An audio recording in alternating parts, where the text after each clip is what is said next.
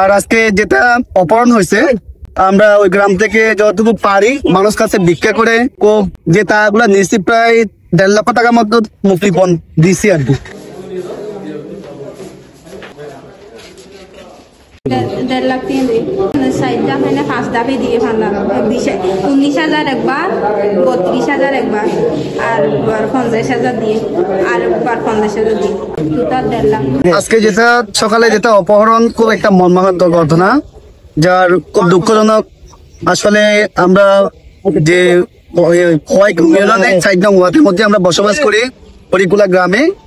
এই যে সাবলাপুর আর হোয়াইকং এর মধ্যে যেটা একটা জঙ্গল আছে, ওখানে খুব একটা ঝুঁকিপূর্ণ, যার আমরা কারো ওই জায়গাতে সিকিউরিটি পাই না। যেমন পুলিশরা ঠিক মতো ওখানে ডিউটি করে না, যার সকালে আমাদের যেমন ছাত্রছাত্রী আসে সাবলাপুর উচ্চ বিদ্যালয়ে লেখাপড়া, ওদের নিয়েও খুব ঝুঁকিপূর্ণ।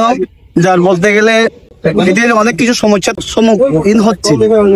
আমাদের মূলত দাবি হচ্ছে, ওখানে যদি প্রশাসন যদি না পারে ওই জিনিসটা যদি করতে যদি না পারে, তাহলে আমরা বিকল্প কোনো একটা রাস্তা, যেটা আমাদের চাবলাপুর আর ফয়কমে যেটা আপ ডাউন করা হয়, যে রাস্তাটা আছে, যে ওই রাস্তাটা বিকল্প কোনো একটা রাস্তা করতে হবে, সিকিউরিটি ভালো করে থাকতে হবে। আর আজকে যেটা অপহরণ হয়েছে, আমরা ওই গ্রাম থেকে যতটুকু পারি মানুষ কাছে ভিক্ষা করে যে টাকাগুলো নিয়েছি প্রায় 1.5 লক্ষ টাকার মতো মুক্তিপণ দিছি আর কি।